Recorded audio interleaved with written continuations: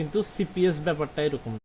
আপনি cash on ডেলিভারিতে যেমন আজকে ক্যাম্পেইন দিচ্ছেন $5 করে বাজেট দিচ্ছেন ফেসবুকে, কালকে সকালে উঠে হয়তো 2টা 3টা সেল দেখে ফেলছেন, ঠিক আছে। কিন্তু সিপিএস ব্যাপারটা এরকম না।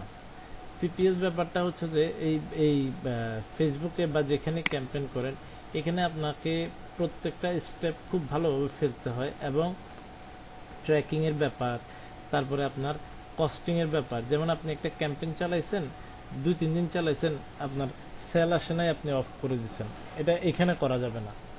ক্যাশ অন ডেলিভারিতে আপনি একদিন সেল না পান, পরের দিন অফ করে দেন, কোনো সমস্যা নেই।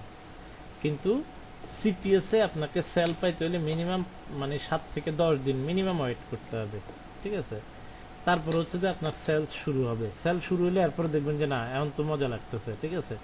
কারণ আপনার এখানে একটা প্রোডাক্টে আপনি যদি কমিশন $120 পান বা $130 পান, তাহলে সেক্ষেত্রে আপনার দেখা যাবে, যেমন আমি আপনাকে বলি যে এই যে আমি যে ইয়েটা দেখাচ্ছিলাম, যে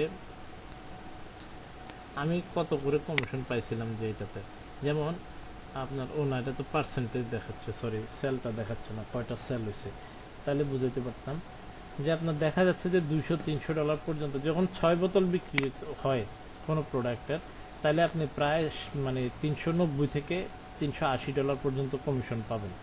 তো দিস ইজ হিউজ। তো সেক্ষেত্রে আপনাকে অ্যাডে মনে করেন যে নর্মাল একটা নর্মাল ক্যাচ আপ হচ্ছে যে আপনার $140 প্রোডাক্ট, তো সাপোজ $140 এটার কমিশন আপনার, তাহলে ফেসবুক দেখবেন যে আপনার কাছ থেকে ঘুরে ফিরে প্রথম দিকের সেলগুলো আপনার মিনিমাম $100 খরচের নিচে আসবে না। এরপরে দেখা যাবে যে আপনি এটাকে অপটিমাইজ করলে আপনার কস্টিং $95 আসতেছে, তারপরে দেখলেন যে 90,